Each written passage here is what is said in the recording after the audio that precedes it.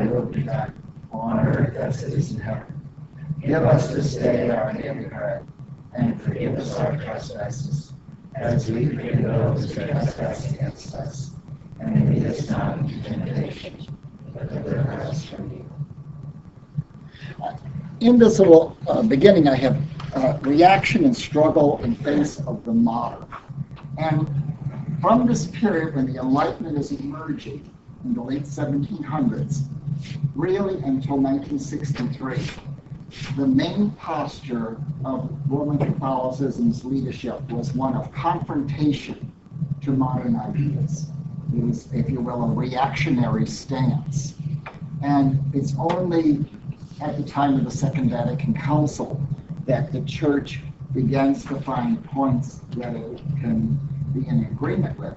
Now, why did that happen? We're going to look at tonight. Why did this develop this way in the Church? By 1815, this is what the map of Europe looks like. Now, after the Reformation, which would be in the 1500s, for the next 300 years, the main confrontation that the Church is dealing with is between Protestantism and Catholicism. And there are literally wars that go on in Europe over this between Protestants and Catholics. And and there's in Britain, all kinds of people are put to death, and there's just a lot of trouble. But by 1815, there are two big powers. So we have the papacy sitting here, and we have France, which is a Catholic monarchy, and we have the Austrian Empire, which is Catholic. And what's going to raise havoc most for the papacy are these two Catholic groups. Now, Spain and Portugal are still looking out in the age of discovery and the missionary activities. The Church in the United States is very, very small. It's a Protestant country, but there is this little Maryland church and a few other little pockets of Catholicism. It's not a significant player at this period of time. But in Europe, it's a Catholic story that's going to create this reactionary stance that I mentioned. The church in France is kind of the center of Catholicism at this time. To give you some statistics about the church in France. Now, right now in the United States, there's about 60,000 priests. In France at this time, there are 50,000 priests, plus, more than that. And these priests are basically what they call curates. They're running parishes, large and small. They're administering the sacraments, things of this sort to the people. And they're kind of, if you will, kind of the base clergy. Then you have 18,000 canons. What are these canons? In every diocese in Europe, the dioceses are very small. In every cathedral, there was a community of priests that was assigned to pray, but they had no pastoral function whatsoever. And this group got taxed to support them, and they tended to live in a palatial way. The big cathedrals, if you've ever gone to France and seen all these cathedrals in all these great cities of France, these cathedral chapters, they were like, that's what they did, and they were supported, and they lived in a kind of a grand style with grand costuming, and each one would have a distinctive costume they could wear. There were 25,000 monks, roughly, and 40,000 nuns. And they basically lived within the monasteries, and they were not really what we call ministerial, reaching out to the people that were very close. And then you had 6,000 mendicants, which would be Dominicans, Franciscans, Carmelites, and Jesuits. And their primary work in France was teaching. They were in the universities or founding their own universities in the case of the Jesuits. And you had 15,000, roughly, lay groups, mainly women, teaching and nursing. Some of them were religious, like the Sisters of the Visitation and the Ursulines, and the others like the Daughters of Charity, and different groups like that. And some were not canonical, such like nuns. And you had 280 bishops. The crown taxed people to support the church there. But within the church, there were great conflicts, especially among the priests. The priests that were actually what we would call like parish priests resented the other parts of the clergy, because they felt they were the base, the tax base. It was sort of like the 1%, 99% thing we had in a year or so ago. The mendicants and the Jesuits were self-sufficient, and these lay groups were self-sufficient. But it was mainly the canons and the monks and the nuns were kind of the privileged group with the bishops, as opposed to these other clergy. So they were not of one mind.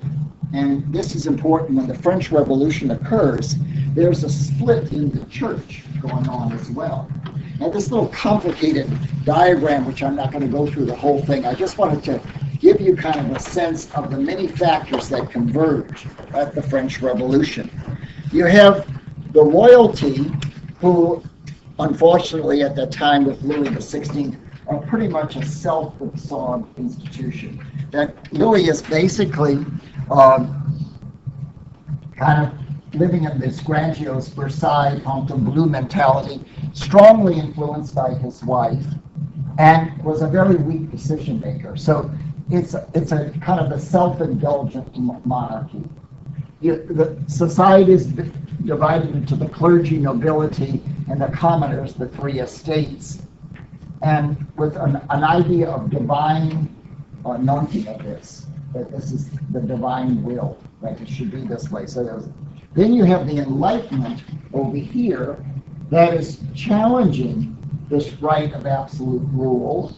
It's challenging ideas that if you cannot empirically demonstrate something, then it can't be true. So this is a direct confrontation with religion. You can't prove that there's a God empirically, and so therefore there is no God. Reason is God. France is supplying the American Revolution going on in the War of 1815 and all that.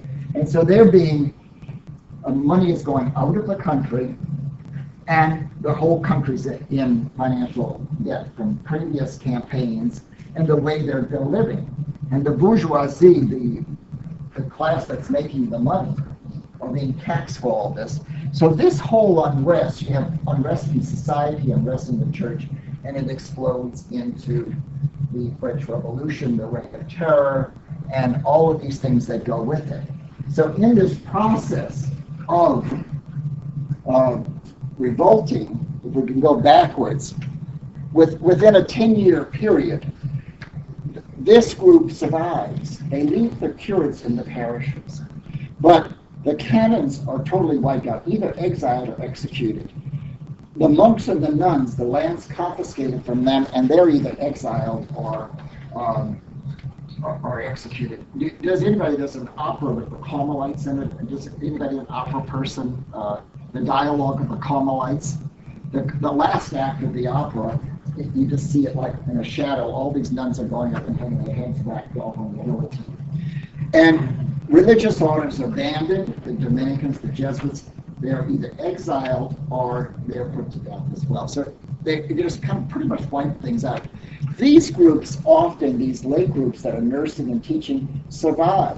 Also, cloistered nuns that are running schools survive, because they seem to have some kind of social value. But the rest of them, including our friends here, are pretty much wiped out. So this very, very strong church all of a sudden becomes a non-church. And so it goes through this whole period of suppression, and then it's a cycle of restoration with Napoleon. So you have this reality, but Napoleon doesn't think it's a good idea to get rid of the church initially. So he creates this, what he calls the civil constitution of the clergy. And if they are willing to kind of support his regime, the state will not only allow them, but will even support them. The clergy will become employees of the state. But the Reign of Terror keeps on breaking out and disrupting this as well. So he neutralizes that faction by having the clergy make this oath called the Oath of Royal Hatred, that they deny the fact that it's any kind of divine right of the monarchy and things like that. So the clergy are aligned with this kind of newer idea. This is a problem for the papacy. And it just so happens that all the popes at this time come from the aristocratic class. And if you watch this Downton Abbey, any of you watch Downton Abbey, you'll see that noble people, they don't quite understand the world is changing now. And the butler is the kind of the voice of all that, you don't do these things and stuff. So the papacy is not going to be totally sympathetic to all of this. And with this, Napoleon, because of this resistance of the papacy, basically sets out to destroy the Holy See. And if you go to Europe today, in beautiful art museums, you'll see many art things that were damaged during the Napoleon occupation. A few years ago, angels were kind of in. Everybody was making pictures of angels, and Fra Angelico painted many angels. And they were reproduced beautifully, but if you actually see the original, you'll see sword cuts in them and things like that. And they desecrated the churches, broke things down and stuff like that. And, of course, confiscated the property of the church. So Pius VI, who was an upper-class person by background, he has missed a number of opportunities where he could have connected more with this and maybe moderated things. It always seemed like he was out of sync with the situation, which made things worse. So basically, the French invade the Papal States and even sometimes occupy Rome, and they just dismantle the Holy See. They just basically take over. And the Pope escapes, and he goes up into Tuscany and hides out for a while, but they ultimately catch him and take him back to France. Now, he's not a young person, and just the ordeal of being captured and imprisoned and brought to France, ultimately he dies in 1798, in August of 1798. But he might have missed political opportunities, but he's got his own idea that he will escape after death, if you will. So he leaves in care of trusted parts of his government a plan for the papal election. And he plans to have the election in Venice, which is under the Austrian Empire. So remember, you have France over here and Austria, and they can't stand each other. So he knows if they have the election in the Austrian territory, France will come in and try to control the election. So they do that, and the election for the Pope is held in Venice. But the cardinals among themselves are split, and they call them the politicals and the zealots. They divide between themselves. The zealots want to take kind of a forceful, confrontational approach to the French Revolution. The politicals say we've got to work out something that we can live and let live. And because of this split, the conclave takes 3 months to elect the Pope. And they finally kind of, a non-entity emerges, this Cardinal Chiconamonti, and he's elected to be Pius VII. And he tries to take a little bit of both positions. He's going to stand for principle, but he's going to also try to engage Napoleon. But he's weary of Napoleon.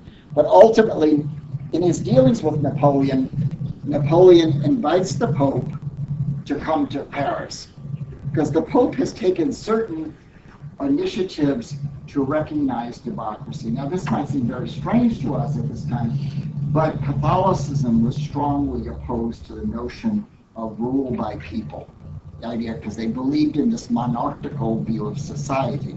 So, I mean, they didn't say it was a heretical idea, but it was certainly an erroneous idea to have people govern themselves, which was foundational to the whole French Revolution notion. So, but he sees an opportunity because Napoleon's going to be an emperor, but they're still going to have some democratic behavior. So he's looking kind of for a blend. They're going to have a monarch, but there's going to be some people say. So the Pope Napoleon invites him to come to Paris to crown him as the emperor.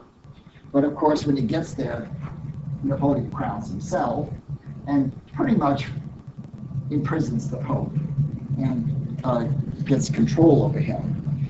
And this continues. The Pope is basically stuck in France until finally Napoleon was defeated at Waterloo.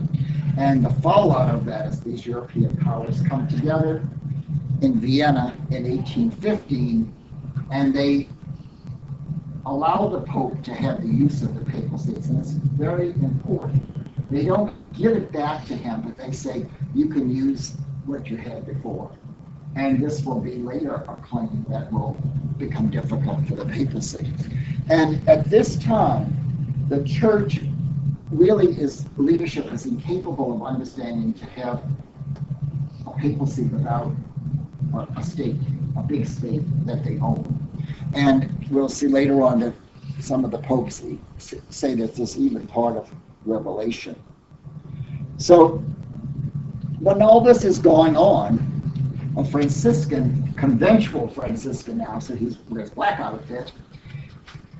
Oh, the Austrians and the French are sick of the Jesuits, so they've already got rid of the Jesuits in France, but Austria in particular is tired of them. And the Spaniards have had enough, or Portugal have had enough of them, for all kinds of reasons, real and imagined, why they don't want them. Part of it is they're very powerful, they're very influential in society. They control ideas because they have all these schools. And these are the people who emerge as kind of the elite. They also get involved in intrigue.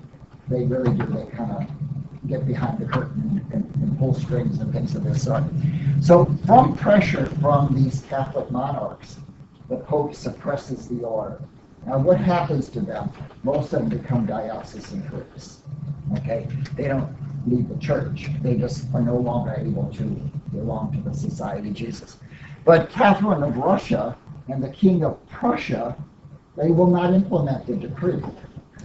And so the Jesuits have always existed in Russia and have always had a niche there.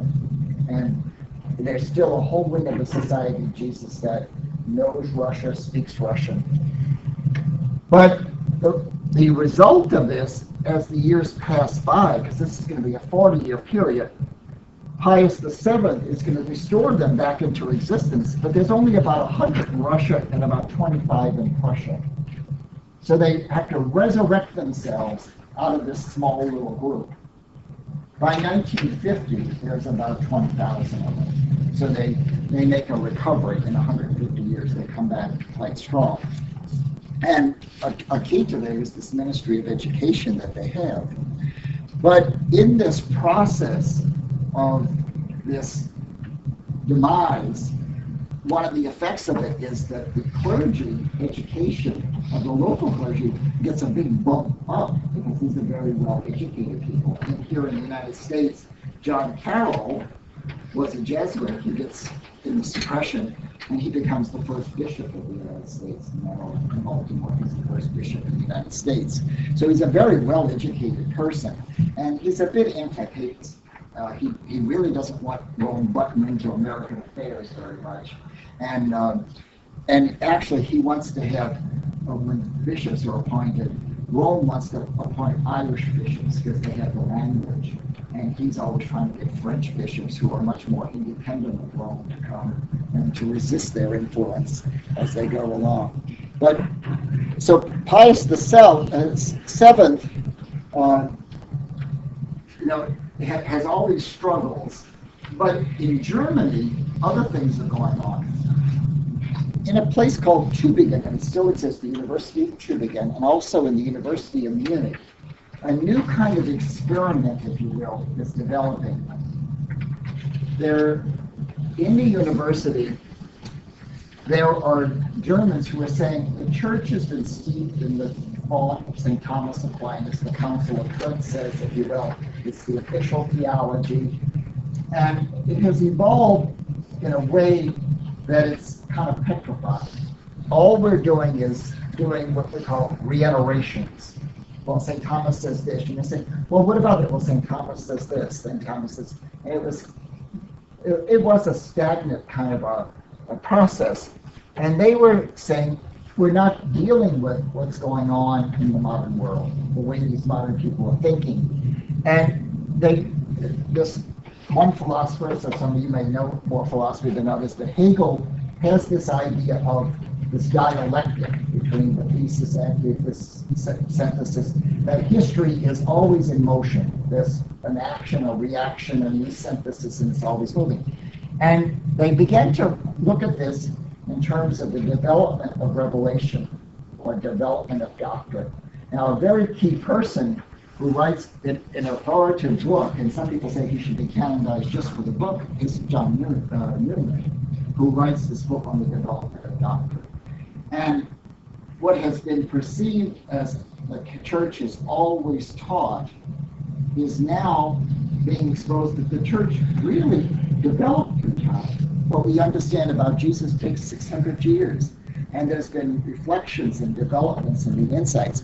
So they are embracing a notion of a more dynamic theology that can engage the new questions, and they embrace a whole different way.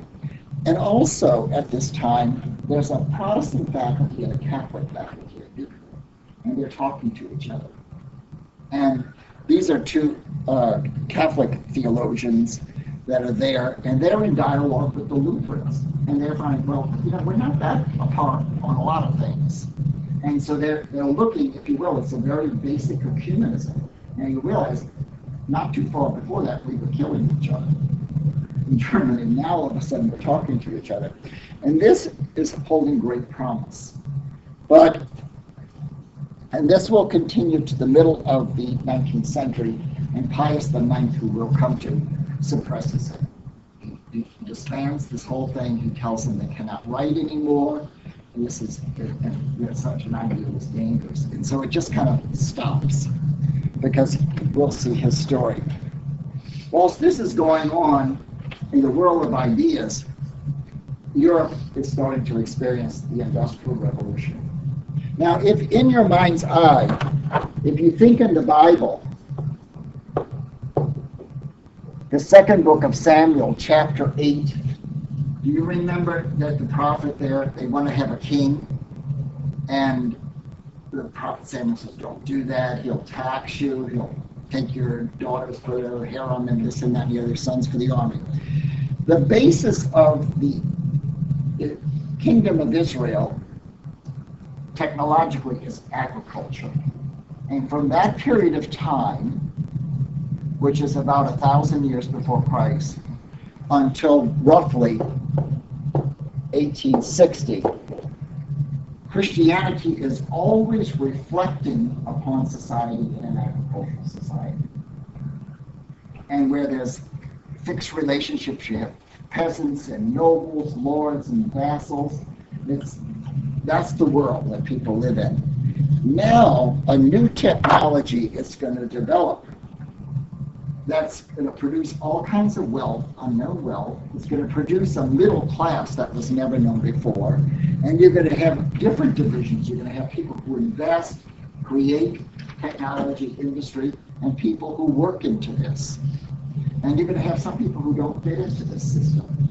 And critical to this, there's the shift from the feudal oath, which meant, like I used the example of religious life, when we take a vow, the order is responsible for us totally for death. No matter what happens, they still have to take care of us. Now, relationships are governed by contract. So I'll pay you so much of an hour to work in the factories. And if whilst you're in the factories, you happen to get your arms chopped off, well, that's your problem. There's no safety net to protect you. Also, women and children enter the factories, and this is very much in the textile industries of England. You have children and women working in the factories. It does produce a great deal of wealth, but it's also skewed. The industrials definitely have an advantage with it. And with that comes new economic theories. The capitalist theory, which is articulated by people like Adam Smith and later Sumner Spencer and different thinkers. And you have Karl Marx and Engels developing an alternative model of industrial economics and socialism or communism. And these become competing ideologies in this. So this whole world is developing, and meanwhile the church is trying to deal with a whole new set of ideas. It's not a happy time to be alive, because there's so many shifts. It's all new stuff. And the Pope is sitting as a medieval prince in the middle of Italy at this time. And he's saying that God ordained it this way. This is what Jesus intended for me, to be a prince. So he's not exactly with the flow as it goes along. But in Italy, there's a desire to unite the country. Part of it is an idea of the nation-state national identity, which to this day is weak. But a more driving force was this desire to link the southern part of the peninsula to the northern part of the peninsula in terms of industrial development.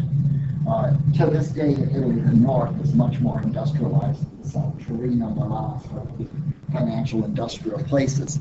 And they're very much into democratic ideas. And the South is in fermentation, but just very poor.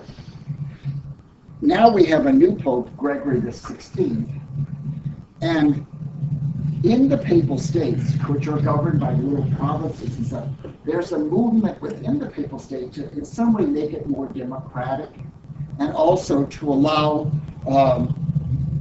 forms of industrialization to come. And it comes to a head when the Italians in the north, House of Savoy and Visconti, they want to run a railway through the Papal States to the south. And the Pope says no. And people within the Papal States who want a better lifestyle, they start starting little rebellions within the Papal States. What does Gregory do? He hires mercenaries from Switzerland and Poland to come in and suppress the Italians. You have an Italian Pope bringing in foreigners to suppress Italians. So there's this growing papacy feeling developing in the Papal States and making them receptive to this idea of let's make one country and get rid of the Papal States. So he's prohibiting any kind of development. He's totally against bringing electricity to the Papal States. So you have this little feudal center of Italy, and these other two parts want to go somewhere else. And something else he does at this time, and it's important for us today, he's the first Pope to start writing what we call encyclicals. Today we talk about the Pope writes an encyclical about social conditions or about spirituality. Recent Pope wrote one about hope, faith, and charity. These three encyclicals. Popes never did that before this time. They would write particular letters, decrees, but the idea of the Pope being a universal teacher, which is what was accepted, using this vehicle of writing these letters, was a new idea. And people will sometimes question, well, what does this mean? The first letter he writes is a letter to the church in Poland saying that the Jewish people should be locked in together, that the city should be have a section walled in, and the Jews are to be separated from the Christians. And he writes all kinds of things, And this is what's fun to go back and read some of these things from the mindset that they were in. But he dies, and the cardinals again are looking for some kind of a moderate choice, and they elect Pius IX, who will be Pope for a very long period of time. He's the longest reigning Pope in the history of the Church. And he's a moderate person. And in the beginning of his pontificate, he is a moderate person. He's allowing certain things to happen. But, usually when you allow things, it doesn't always go perfectly. So over time, he will become much more reactionary to these movements. But he also does something that no Pope had done before. Now, the Church believed the Pope could do it. He just never did it outside of a council. In 1954, he declared as a dogma of faith that Mary was immaculately conceived. We celebrate that feast on December the 8th. Now, he consulted the bishops of the world before he did that, and the bishops said that this is what everybody believes about Mary, and that he should go forward with it. Now, in the Middle Ages, when Bonaventure and Aquinas were thinking, the Franciscans supported this idea very much. St. Thomas Aquinas didn't. He said Mary was privileged. She had special graces, like John the Baptist, but she did have the effects of original sin. The Franciscans held no, but over time the Franciscan view prevailed in the church. And he devised this, and he said, if you're a Catholic, you must believe this. And it was the first time they had ever had this office do this, in the church. And to reinforce it, in France, in southern France, in a little town called Lourdes, a young girl had this apparition of Mary, where she says that Mary told her name was the Immaculate Conception. So the Pope took this as a divine confirmation of his action, that he did this, and today we hold that as a doctrine of our faith. So he does this in 1854, and you can see his development is starting to more and more. By 1864, he issues what he calls the Syllabus of Errors. It's a long, long list of the errors of the modern time, and involves things like the railroad and electricity, and ideas that the Pope should catch up with modern thought, or that the Pope should not be a prince. All these things, the errors of our time. This goes on and on and on. Some of the things today we would agree, like women and children working in factories, the danger to workers, things like, he just lists all these things and he condemns them all.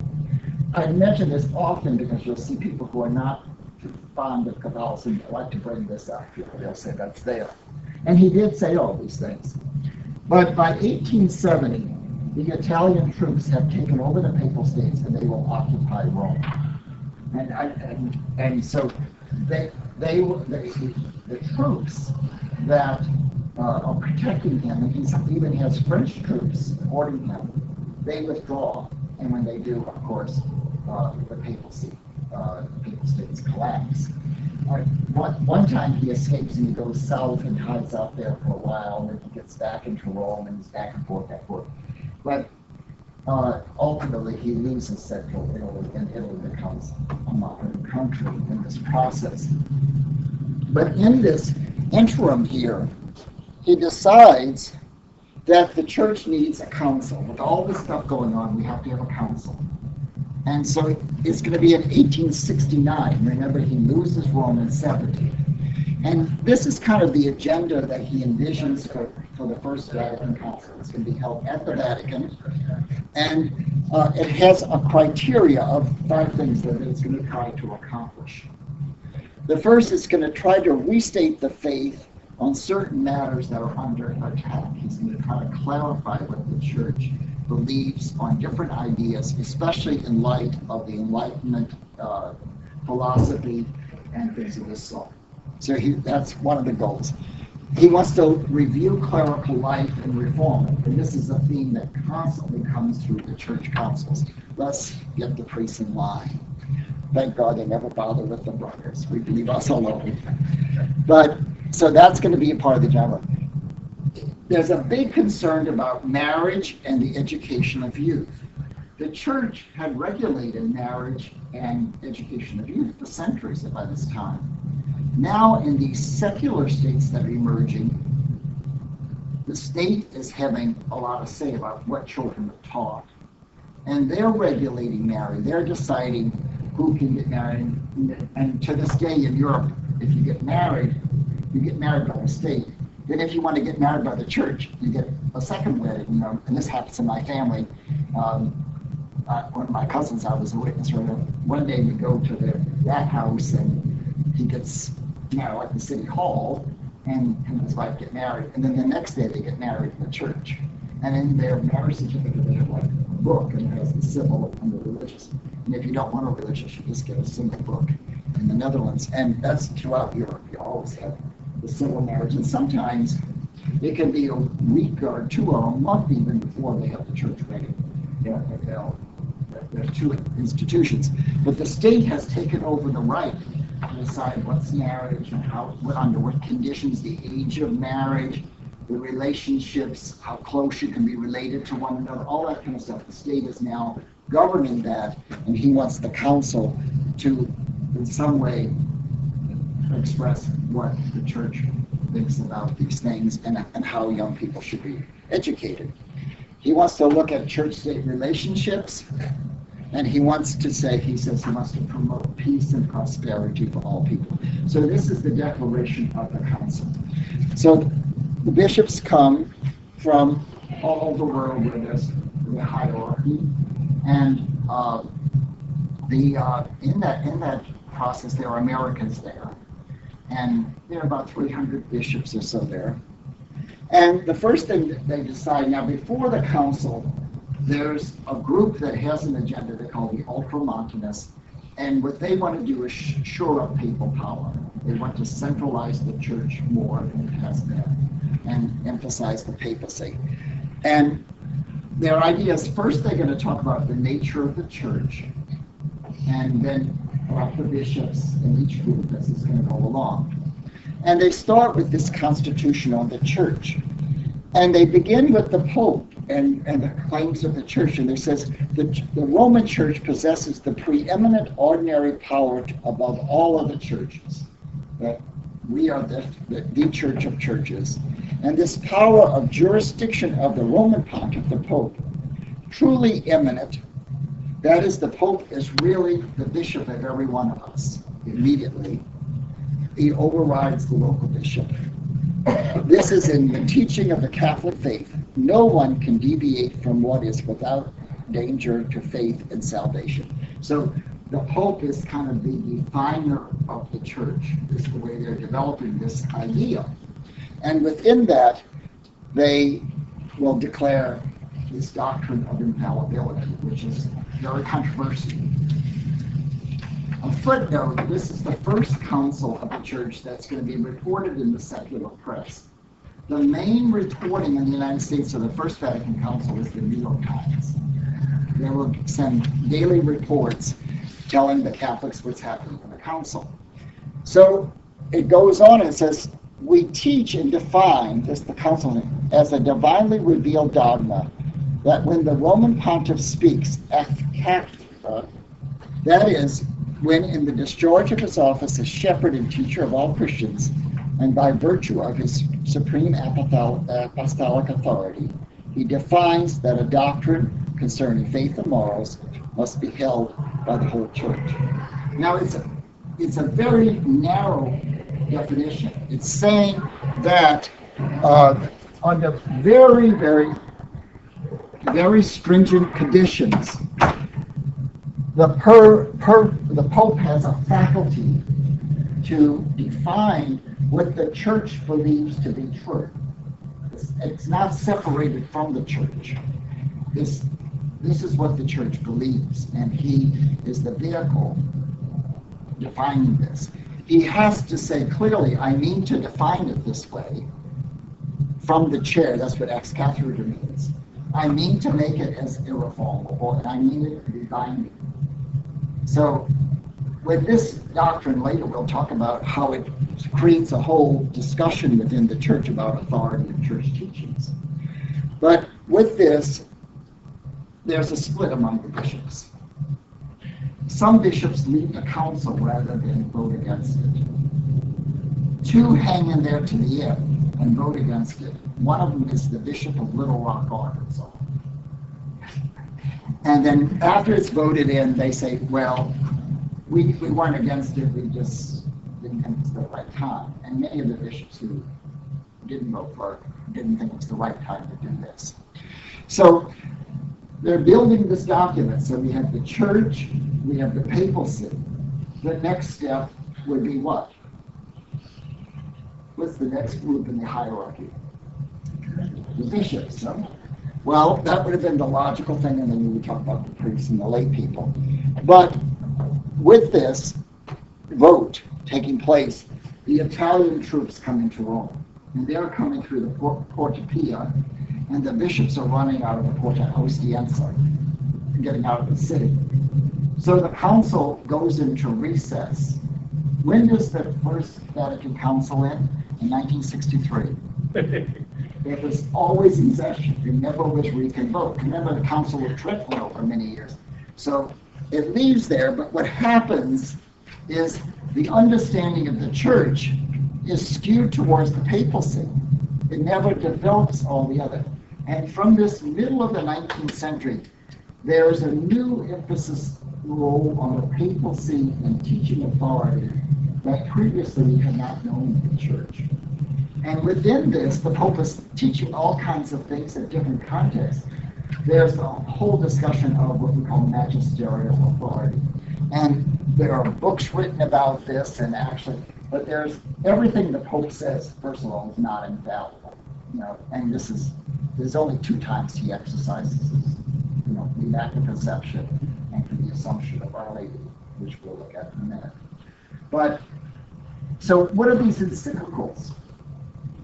Pius IX has written 5 encyclicals saying that Jesus revealed he should be a temple prince. What did he do with that? There's all kinds of things that the Pope teaches. So we call that the ordinary magisterium, that we accept these teachings seriously, we study them, we should have a disposition to obey them unless we have a problem with conscience, but they do not bind infallibly. And then there's apostolic letters, which were a lower level. John Paul II creates another level called meditations. And then there's apostolic allocutions, like when he has a Wednesday audience, the Pope will give a speech. And then there's papal comments. So we have a new Pope, and he said all kinds of things. Now, what is the level of authority? So each of these things, so very strict for theologians, when something is issued by the Pope, the first thing they look for is at what level of authority is the Pope intending to bind us. And it's usually on a very low level.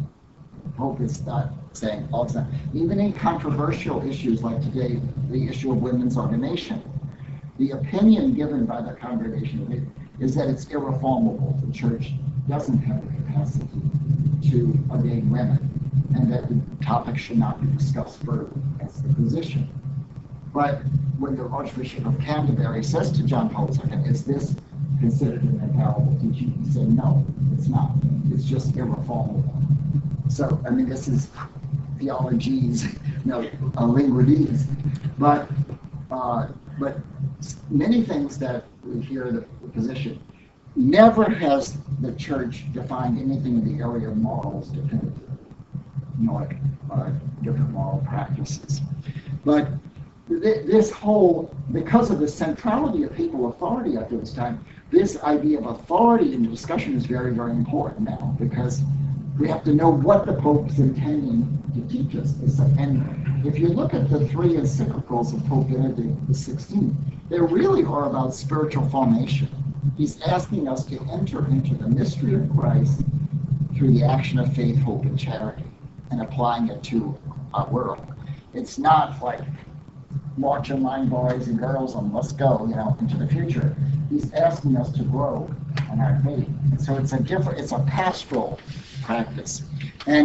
But during this time when all this kind of stuff is going on, if you will, on the higher level, what are ordinary people doing? What is happening in the Church in the middle of the 19th century is a flourishing of what we call popular devotions. And kind of a huge devotion that develops at this time, and when it comes into the 20th century, into my childhood definitely, is the devotion to the Sacred Heart. A sister, I don't know what kind of nun she was, but Margaret Mary Alacoque, she's considered a saint, she was canonized, but she has a mystical experience of Christ who comes to her and reveals his heart, and encourages a devotion to that. And beyond this kind of vision, there's a devotion of enthroning the Sacred Heart in people's home. You may have had that in your family, and then later on you have the Immaculate Heart, so you have 2 pictures in the house and things of this sort. And so that kind of thing is promoted very widely in the Church. Many, many devotions to the Blessed Virgin under various titles, and Lourdes being a very strong one. Sacramentals, now different. Sacramentals are things that we use that point us to the sacred. They're not the same as the sacraments. The sacraments, by their nature, communicate Christ's grace to us. And the Eucharist is very different than saying the Rosary. But these sacramentals become important parts of people's spirituality. So the rosary is encouraged and is widely used. The scapulars, people wear different kind of scapulars, brown scapulars, green scapulars. Novenas are encouraged. In the culture where I was raised, on Tuesday night was a Lady Perpetual Help. It was kind of the ladies' night out. You know, we always had kind of, I guess we didn't have crock pots, but it was kind of a potluck dinner, and we would sit down and make sure everybody was fed, and Mom would eat quickly, and she'd get her hat on, and she'd meet the girls, and they'd go off to church, and then afterwards go out bakery for coffee and sweets and stuff like that, and kind of figure out what was going on in the neighborhood. Another devotion, 40 hours devotion, and it would go from parish to parish where 40 hours were devoted to adoration of the Blessed Sacrament, and there were different shifts that were taken. And this adoration of the Blessed Sacrament, which develops earlier in the church, but it becomes more central to the devotion of people. And so there's a lot of what we call the benediction. It's a ceremony that's developed. It's not the Mass, where people worship the Eucharist. And prior to, in the early parts of the church, the only reason we kept the Eucharist was for the sick. It was kept in reserve in a side place of the church, and it was taken to the sick for extra unction. But more and more, it becomes a devotion within itself. Because one thing that's happening is the people are not going to communion frequently. They go maybe once or twice a year. And remember, we've had the Jansenist heresy that's telling you have to go to confession every time and things of this sort. So people, if you will, find consolation in these devotions, and they're very, very strong. When I was a child, for some people, these things were more important than the Mass, things like that. We'd go to Mass, and there would be people saying the rosary during the Mass, or get up and go light a candle and things of this sort and pray to some saint. It was, had really, you know, and it's still to this day, people have some very serious devotions. Another strain that begins, and now we're getting towards 1900, is on the theological level, and the center of this will be France and then later Germany. And it's called the Nouvelle Theology. And again, there's a restlessness within theology saying that Thomism, the way it's being suppressed, is this fixed system of thought is too limited. Even though Pope Leo XIII had said it was a universal philosophy for all ages and all cultures, people were not experiencing that. And with this, there's the beginning of Catholic biblical studies. And the view was that the Bible was not a literal history, but it was a theological work. It was a work written in a historical moment by historical people under the inspiration of the Holy Spirit to reveal God to us. So we have to distinguish the message of the Scripture from certain linguistic or cultural expressions and kind of what's the core of the message and what's kind of the cultural context. And this begins, and it's allowed by the church, but then there's a reaction to it, and it's controlled very, very much. Also, there's a desire to recover what these early 19th century theologians were trying to do in their theological thought. And ultimately, they decide we have to look at the questions of the time, and we have to look at all the sources, Scripture, the Church Fathers, scholasticism, Thomas, but we have to develop a new expression that's intelligible to our time. So they're changing the method that's going on. And I mention this because next semester, or in the fall, we're going to look at Vatican II. Sometimes we think Vatican II just, poof, was there. These theological currents were developing in the 19th century that will shape Vatican II. It's not like it just, and that's what Pope Benedict kept on saying, it's not an event, it's a continuity of the council. So these ideas are developing. Pius V, the 10th, becomes Pope. He comes to be the Pope in an odd way. Today would be, and we just had this election last week. But at this time, the Pope is elected by cardinals, but certain Catholic countries have the right of veto. The papacy had made concordance treaties with different countries, and the state would support the church, things of this sort. But they also allowed the king or the emperor to veto a papal election. And how they would do it, they would tell the cardinal from their country, this person can't be voted. Well, what happens, Leo XIII dies, and he had been very engaged in the social question, especially the labor issues.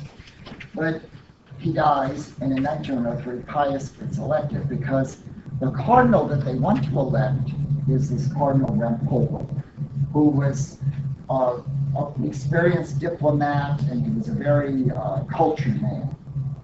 And he starts to emerge in the election as the one who's going to get elected. And the Cardinal Archbishop of Vienna stands up and he says, the Emperor of Austria exercises his veto and nullifies von Polo. So he says he can't be elected. So they fall back to this Cardinal Sarto, who's a very simple man, very pious man, but not an intellectual at all. And they elect him, and he takes the name Pius X. Now, he's one of these controversial characters. He's a canonized saint. But some of the things he does, they say was his advisor, some say it was him. But he rejects this approach that Leo XIII is doing and trying to engage the modern world. And ultimately issues this condemnation of what he calls modernism. If you read the condemnation, the document, it's really not totally clear what modernism is. But it's supposed to be a synthesis of all the errors and heresies of our time in this document. But it's in broad sweeps. And it says that all priests and anybody who holds any kind of church office, every time they take office, has to take an oath against it. And this oath will continue until about 1965. And Brother Wesley and I were traveling, he's reading a book and he says, is that true that all theologians had to take an oath against modernism? Yes, it's true. He says, that's so strange. He said, well, what did that end? And he said, it's 65. We said, well, I was born yet, didn't I? He always rubs that in. But this continued. And within this condemnation, it was very easy for people to accuse people of heretical ideas or modernistic ideas. So what occurs is, like in seminaries, students would accuse the professor of being a modernist, and they would be summarily removed from the faculty. And within this, which was not known publicly, a secret system is created within the Vatican to monitor, it's called, everybody. And they get these accusations and they move them in, and they're developing files on everybody. And ultimately, Pius X dies right as World War I is going to occur, and this Cardinal Ratti, who is the librarian and intellectual person, kind of a bookworm, and he's not well, and he's older, and he gets elected, he takes the name Benedict XV. And Benedict XVI took the name, if you recall, he said, because like Benedict XV, it's going to be a short reign. So he gets the Pope, and the chief inquisitor says to him, I think you ought to know about this, that we have this office inside the church that's watching everything for you. And we have all these files and stuff like that. And so he goes there, and he goes to the R drawer, and he opens it up, and he sees Ratti in there, and he pulls out a big file on him that he's a heretic. And he's been accused by all these people of all this stuff. And so he disbands the Secret Service, and he burns all the files and destroys this thing, but continues to have this oath of modernism prevailing in there. As a human being, he's very, very pious. I mean, he's a very holy man. But today, some historians that are very sympathetic to him say his Secretary of State, Marie Deval, was the one who was behind all this stuff. Others say he was a co-conspirator, if you will. But what happens then, a lot of people who are thinking new ideas get censored and suppressed, and they can't publish. Or they can write, but they can't publish. Joseph Marie Lagrange, who starts biblical studies, said, that Moses really did write all 5 books of the Bible, the first books, the Pentateuch, because he's used different linguistic styles, and he's using the books are historical, mythical, and all these different things. Well, he's told he can never write anything about the Old Testament again, only the New Testament.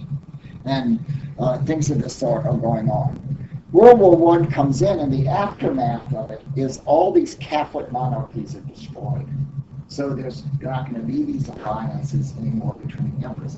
A footnote I forgot to mention, Pius X takes the veto power of all the Catholic monarchs away from him when he gets elected. It's the first thing he does. He said there'll never be another veto of a papal election. So they cannot do that. And but during the war, it was referred to as ecumenism in the trenches. When the people were fighting each other, you had Protestants and Catholics in the same trenches fighting an enemy, and people began to know each other. Prior to that, Catholics and Protestants did not mix. And so there was kind of on the base, they thought, well, we're not as bad as I thought you little rascal Lutheran, And one time when I was a kid, this big black dog came to church when we were getting a little conference, and the police said, who let that Lutheran in there?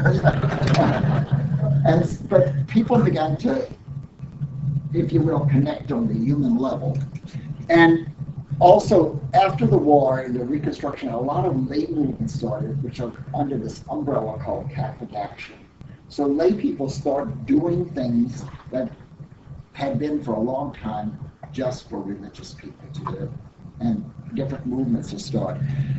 But also there's these rise of Mussolini, Hitler, Franco in Spain, Salazar in Portugal, and this is a whole new dimension. And then you have the Soviet Bolshevik Revolution in Russia. So it's a whole new political situation that the church is going to deal with. And meanwhile, by the way, the Pope is still claiming that central Italy belongs to him. And he can stay inside the Vatican, he won't come out. Pius IX, none of these popes will ever go out in public. They stay in the protest, they will not come out. And so this is prevailing. And Benedict dies, and Pius XI gets elected. And he comes out of the diplomatic corps, and he's a fighter by temperament, a very kind of explosive person. And he's just rabidly against racism of any kind and the Nazis. He really can't take Hitler and the whole thing there. And he's very confrontational with him as he's rising to power.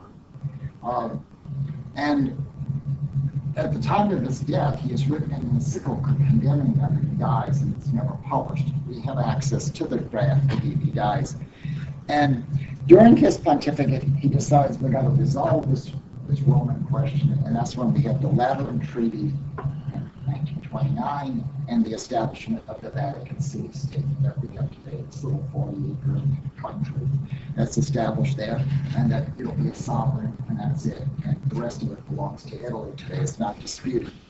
And as things are kind of settling in, though, he's dealing with Hitler, he's dealing with Mussolini, who he doesn't trust, any of them, and he is very, very concerned about anti-Semitism. And he writes an encyclical and he says, remember, all of us Christians are Semites. We come from Judaism. Christ was a Jew. So he's really trying to neutralize this kind of racialist, Aryan race type mentality as he goes along. But ultimately, he dies right as the war begins. And Pius XII, who is his Secretary of State, gets elected. Now, Pius XII, and there are tons of books written about him, and he's a very complicated person. That's the easiest thing to say about him. He on the intellectual level, encourages biblical scholarship. He's the one that says we have to understand what the writer was trying to accomplish. The way we study the scripture today is due to him. In 1943, very important year, he canonizes biblical scholarship, and he said literalism is not the Catholic It's not a history book. We don't take everything literally.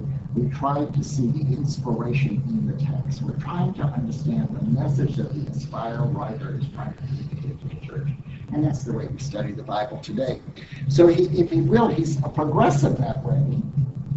But at the same time, he condemns all these new theological ideas. And he publishes an encyclical called Humani Generis. And in this encyclical, he says theologians can discuss and research different topics and things like that, but it has to be within a certain context. And one important issue at this time is evolution. And he comes out with some pretty strong restrictions about evolution.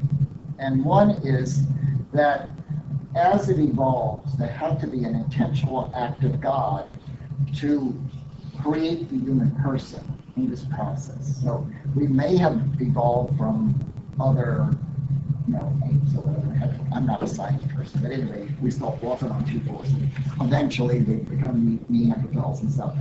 But at a certain time, God chooses this creature to a special relationship. And the other thing, he says, that we have to believe that it was just Adam that began the process, one person. And this puts Catholic thought somewhat in conflict with science, to say the least. And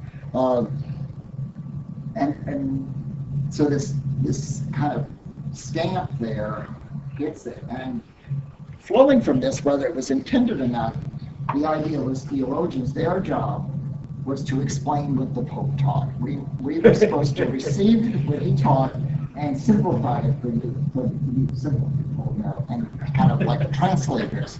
The idea that a theologian or a biblical scholar would study something and get a new insight independent from the magisterium was not understood. And so all these theologians, French and German theologians, get condemned or silenced. But at the same time, when the church is doing this to him, for example, Henry de Lubac, who is a Jesuit, is writing a lot of things about the nature of the church. He's trying to develop a theology of bishops and laity and stuff. He gets silenced. His books are taken off the shelves. But Pius XII writes in the letter saying, you keep up this important work you're doing, keep doing your work and so forth, but won't let him sell his books. Much later, John Paul II will make him a cardinal, but that's a long history. Later, also a French Dominican Congar who is silenced. He's in a concentration camp during World War II, and they send a message to him saying, you're condemned. And he can't write anymore. It's like, thanks, I needed to hear that. And later he becomes the cardinal of the church. These things you get recycled in our church. Another thing that he does, and we think sometimes Vatican II, he begins to change the liturgy. Those of a certain age group, we might remember when Holy Week, which is next week, all of that stuff was in the morning. Remember Lent ended on Saturday noon? Do you remember that? We're all waiting at the candy shop to get in. And he moves it all to night times. Now we have to wait till Easter Sunday for the rapid to come, because it was still Lent until Saturday night, because the liturgy is at night time. What he was doing was restoring the liturgy to the ancient practices, so Holy Thursday, Good Friday, things would be celebrated. He changed all of that. I didn't mention that Pius X lowered the age for communion and encouraged people to come to communion. But you had to fast from midnight. If you drank a drop of water, you couldn't go to communion. He changes the fasting rules: 3 hours for food, 1 hour for liquids, and water anytime. And you remember those? Do you remember those things? Okay. So he's changing things already. Most significantly, he allows in different parts of the world what he calls the Centers for Liturgical Experimentation. In the United States, it's at Collegeville, Minnesota, in a Benedictine Abbey. And they're allowed to say the Mass in English. They're allowed to have the altar facing the people. They have offertory processions. The people in the 1950s are doing all this. under this certain kind of a rubric, experimenting how it goes over with people. But it's not allowed to be done anywhere else. It's just in those locations, and reports are being sent to Rome about the experiment as it's going on. It'll ultimately, the experiments will become the Mass after Vatican II. But in this time, when they're having a little experiment up in Collegeville and in France and in Germany and in places like that, we're still having everything in Latin. So the first movement is to have people participate in the Mass by following it in English. So they got a missal, Latin on one side, English on the other. And basically from 1945 to about 54, we were encouraged to read. When the priest was saying this, reading the gospel, we were supposed to be reading it in English. Now, I don't remember that too well. But an innovation was introduced called the dialogue Mass. And so when the priest said, Dominus vobiscum, we were supposed to say, et cum spiritu tuo. Many bishops saw this as an abuse of the liturgy, condemned it, forbid it in their diocese. You could not do this. So, and we were supposed to say Sanctus, Sanctus, Sanctus, and all these things, because the notion was the Mass belonged to the priest, and not to all of us. But he was trying to have the church participate in Mass. We were told not to say the Rosary anymore at Mass. We weren't supposed to go over and pray to St. Rita over here and St. Anthony over there. We were supposed to pay attention to what was going on. And it wasn't widely accepted. Here in the United States, if you go, and I have a booklet in my office, before the Second Vatican Council, the Pope asked, what do you think the Council should do? Almost half the United States bishops want to stop the dialogue Mass. They don't want us to say things. They want us to say the Confiteor. And we're saying it in Latin, and any of you guys were altar boys, you could rat-tat-tat-tat, all right, like that. But the altar boys could say it. They were the church with the priest. And to be honest with you, let's be like, this is about women were participating in the Mass, and women are mysterious. And they can't have them in the altar, And so he's encouraging the laity, and he is very promotive of Catholic action. And he encourages the laity to get involved in ministries and things of this sort. In World War II, and this is something that's really controversial, the judge is still out on that, and most probably the last judge will be in heaven. But did he do enough during World War II to protect the Jewish people? And this is raised over, especially since there's an effort to canonize him as a saint. This comes up a great deal. And I've read many biographies of him, and it's not really totally clear one side or the other what he did. What seems to be the most evidence is he was a diplomatic man, and he thought a more cautious approach would save more lives than a confrontational approach. Like if Pius XI had lived through the war, he most probably Hitler would have taken him to prison, just like Napoleon took Pius VII prisoner, because Pius XI wanted to get out there and let him have it, where he was more of the diplomat and was working behind the scenes and encouraging efforts to hide Jews and things of the sort. But it's controversial about him. And like I said, now especially because there's this desire to canonize him, it gets out in the press a lot. He dies in 58, and there's only about 40 cardinals left in the college because he doesn't appoint cardinals. In the latter part of his life, he doesn't do much like that. And so the College of Cardinals is really small. The majority are Italians. And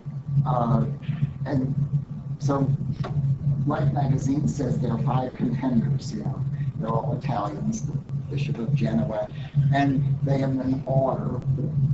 Cardinal Siri of Genoa is the top runner, Tessalon's number 2. And the 5th one, they said, well, if they decide they would just want a caretaker, they'll put this colleague from Venice there, kind of an unknown person. And they elect him, and he takes the name John the 23rd. And the real view is that he is a caretaker, but it's also, he's noted for being a little bit of an innovator as well. And he ultimately decides to call this council the church. The first thing he's got to do is end Vatican I. And I mean, it's not a big ceremony, but he says Vatican I is closed and it's not going to work. Done its business. But then he says this new council is going to call to renew the church. And there's no big crisis in the church. There's no big heresy. There's nobody denying the divinity of Christ. There's nobody, setting up a different church. He just says the church has to renew itself and find a new way to be. He wants to promote Christian unity among the Protestant religions and Catholicism, and the notion of evangelization, especially in the new places like Africa and Asia, that the church would do this. So he calls this council. What is striking about it, he's surrounded by people who have been with Pius XII, and they see no need for this at all. And he just goes to this church, St. Paul, outside the walls to say a mass, and he said, in Walsall Hill, I tell you, we have a council of the church. And it was like, that's why many people think today it was just like the Holy Spirit. And we don't always see all these theological currents within the church that are moving forward. And Pius XII really had considered to have a council, but his health began to fail, and it didn't happen. He was the man of the year and things of the sort. Like our present Pope, he had the human touch. He had a way of captivating people through his kindness. So he becomes a world figure in an instant. And this council will take place, but the first session is held, and frankly, it is not overly successful. It's kind of chaotic, in fact. But the one thing they do is to issue a document on the renewal of the liturgy. And those of us alive at the time, the most thing we knew about the council was the Mass started to change. We started to have English in the Mass. The priest was facing us. When I was a young brother, the Archbishop of the place where I was invited to come to our house and give us a lecture on what should we religious expect from the Second Vatican Council. And the Archbishop said that they were going to declare Mary mediatrix of all graces, that they would be home by Christmas, and religious should be expected from the council and be the same as always. And in my little notebook, I remember writing this, and years later when I decided I got to get rid of some of this junk, I read this thing and I'm missing the target there. But he dies, and there's a real question, will the next Pope continue the council now? And Cardinal Montini, who's in Milan, gets elected to be Paul VI, and he brings the council to the end of 65. Now, what he accomplishes the work of the council, and there's something really important that Paul VI does, is he keeps the church together in this transition time. We hear sometimes of craziness that happens after the council, but one craziness that did not happen was the church did not split. At Vatican I, when the doctrine of infallibility was proclaimed, a big hunk of the church in Poland broke off. It's called the Old Roman Catholic Church. It still exists to this day. It's here in the United States. They will not accept the doctrine of infallibility. So they split off. And this did not happen at Vatican II. There was this small little group, the Lefebvrites, that ultimately do split. But he tries to keep the thing together. He tries to keep people who are pro-council in the church and people who are not pro-council. And he takes this ministry on. And there's literally thousands of directives that are published after the council saying how things should be done, how the implementation should be done. Now, it's not always what happened, and that's why next fall we'll have a course on all of Vatican II and looking at the council, and we'll see what the council really said and what it didn't say, what actually happened. Personally, in my view, that many of the things that happened in the church had nothing to do with that. The culture changed. We had this end of the 1960s in this country, in Europe, where there's a whole youth change, cultural change, and that influenced the church as well. And so it wasn't like the church changed everything. Some of it was changed from outside. But what the council did accomplish, first of all, it's the first council that was not called to condemn ideas of people. Remember, we had the Arian heresy, the Nestorians, we have the Reformation from Luther, and at Vatican I, remember, we're going to attack the modernist people. But the council is not called to condemn anybody. It's called to renew the church. And if you read every document of Vatican II, there's nobody who's condemned from there. It suggests better ways for us to think and to do things in life, but it doesn't point out a way. The key document that it produces, and all the other documents of Vatican II are based on it, is this document, Lumen Gentium, on the Constitution of the Church. And I don't know how esoteric you are when you hear in theology, but if you look at this document, which we will look in the fall, there's an opening that says the church is the light of the world, of Lumen Gentium, light to the people.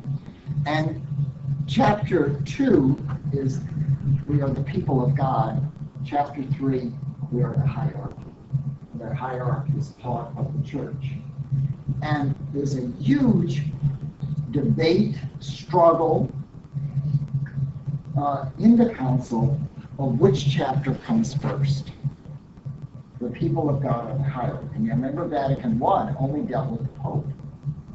And so the church became extremely hierarchical because that was the only operative theology going on in the understanding of the church. And one argument was you have to have the people of God and the hierarchy come out of the people of God. In other words, the hierarchy is the church and these are the followers. But you have to have a hierarchy before you can have a church. And this went on, and ultimately, the people of God, or the second chapter, and the hierarchy for the first. Now, like I said, this is a subtle thing, but that's a paradigm shift in the way we think about the church. That we are the church. You know, I'm sure you've heard of some people say, why doesn't the church do more for the poor? Well, the question is, why don't you do more for the poor? You're the church, why don't you do? Oh no, I mean the Vatican, you sell that museum, you know. And we still, even people who think they're very Vatican II, we still have a very hierarchical notion because we've come from all those pious popes, the Pius XI and XII, who coming out of this view that the Pope, in his culture, the Pope is the center of the church. And after Vatican II, the Pope is not denied, it's essential to the church, but we see a bigger base of the life of the church. And so when we go to Mass, yes, Father Thomas is there, unfortunately. But we are there too, participating and celebrating the Mass. We're an essential piece to the Mass. And that's radically different than what we had for a good 150 years and 400 years prior to that with Trent. And so from Trent all the way up to about 1950, there's this concentration on the clergy, in particular the papacy. And then Pius XII begins to, if you will, shift it gradually. And by his temperament, he's going to do it gradually. He's not by temperament a John XXIII who's going to say, oh, let's go.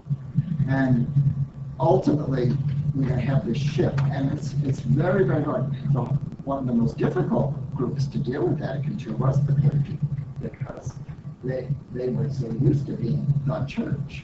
And all of a sudden now you have parishioners that are part of the church, and you have the proper people and things like that. And they don't just pray and pay. They want to have a say, you know, and all this stuff is going on. So this constitution is critical to understand the whole council. And there's theologians who have been writing for almost a century about this before it.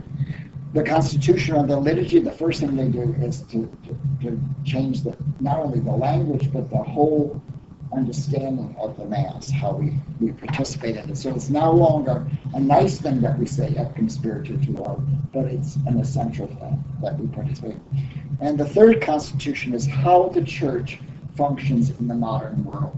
And so many of these questions that go back to Gregory XVI are in some way addressed and resolved. And this is very, very important for the intellectual life of the Catholic Church, because Catholic intellectuals, I'm not talking about clergy, I'm talking about people who are in the academy, thinking people, writing people, were always not sure what they could think. If you were a biologist and you could see the evolution of different species, you had this truth, and then you had your faith truth. And finally, this document is saying there's no conflict between faith and reason. And Benedict XVI, that was one of his themes of his company, that there is no contradiction between the truth of God and the truth of the disciplines. And then there are 9 decrees and 2 declarations. And so this council, this one council, if you take all the councils of the church, produces a third of the documents. All the councils of the church that day, if you put all their literature together, it's like this, and magnitudes like that. You know, there's this huge experience for the church. I would say, most probably unfortunately, the church in the United States was very unprepared for the council. We didn't have a sense that things were in ferment. Many of the names of the theologians that were shaping the council, we as young clerks never heard of this. We were still learning Thomism, and which has some great values. But this event is not only a church event, but it's a world event.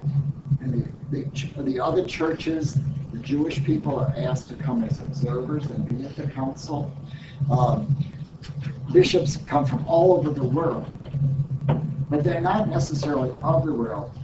Africa is well represented by missionary bishops. The only native bishop at Vatican II is Bishop Hurley of Durban, South Africa, who was the son of Irish immigrants to South Africa. He was a white man, but he was in Africa. He was born in Africa. All the other bishops were missionaries that were there. 50 years later, in the 50th anniversary of the councils being celebrated, the bishops are from all over the world, and they've been more. Now we have people from all the different countries who are in the hierarchy, and that was a big goal. So, in two semesters and 12 sessions, we've looked at 2,000 years, and we've heard glorious stories and horrible stories. We've seen Francis de Sales, who was accused of putting pillows under the knees of sinners to make conversion easy for them. And we've had scholars and saints, and we've had the biggest rogues on the planet. But for me, when I read this, it doesn't shake my faith. In fact, I'd say, the Spirit has got to be with this. Because how many times we could have killed it, and it never does. It rises again, keeps on being renewed by the Holy Spirit, the confidence in the Holy Spirit. And so sometime today in our church we hear things that sometimes are distressing. If you find life in the church distressing, move yourself maybe to the 17th century. You'll feel better. Or go down to the 4th century, and that might perk you up as well. So there have been moments of great glory when we think of the medieval period, this great flourishing of the intellectual life, and then there's these periods of great repression within the church, of thinking of kind of almost the torture of the mind, and all of these things come into the history of the church. So as we're finishing, any questions or comments? I'm sure there's tons of stuff. Every comment I make is at least 50 books. Okay, so I want you to continue to study there. But do you kind of see how the Spirit just keeps on renewing the church in spite of us or because of us in this whole process? And it's a marvel. And I encourage you to continue. Thank you. There's so many things that I knew about but didn't understand. You covered it. Okay. And we'll come back. Like I said, this council, some of the things we talked about starting in Germany in the 19th century, we'll start there and really look at some of the thoughts of these people. Like Newman, I mean, Newman's a very critical person for that, too. Yes. Yeah, I love Hans Kuhn. And, the way I look at Vatican I and the doctrine of infallibility, which is what's in the lay world, that's what it's famous for producing. Yeah, and it was reported, like I said, from the secular press explaining it to us. Right. Cardinal Newman at that time was quoted as saying, I fear the bark of Peter, B-A-R-Q-U-E, has changed course. And to me, I just saw it as, well, there's the temporal world, the papal states are gone. He's got it, and the Roman soldiers are literally coming down the street. He's got to have a raison d'etre, so he has moved from temporal power to a strictly spiritual power. Well, that is certainly a position and a nuanced position of many historians of the church, that as he was losing the papal states, he was kind of drawing a power grab in the early era. But just for theological accuracy, the church did believe this faculty vested in the papacy. Oh, yeah. For centuries and centuries, that there was always this petrine privilege, but it was never exercised Or in the way he articulated was that doing it in that way. And some of the reality of the modern papacy is the communication media. Most people were born, raised, died Catholics, and didn't know who the Pope was. But when you start to get the telex and things of this, like instant communication, and crossing the Atlantic, we're hearing this is happening in Europe daily, as we do now. Instantly, when the Pope was elected, you saw it like I saw it on the television, if you want, in front of the television. It's just immediate communication. And I would say a little cautionary note, brother and I, because of this habit stuff, is very photogenic for television. We were interviewed by all kinds of television people and stuff. And I would say to them, here's my email, send me the thing. I was interviewed in Korea for Korean television, and under the thing, because you can go on this Google translation, it says, I'm an expert on the Vatican. But guess who also is, Brother Winston? The first was true, the second is challenging. So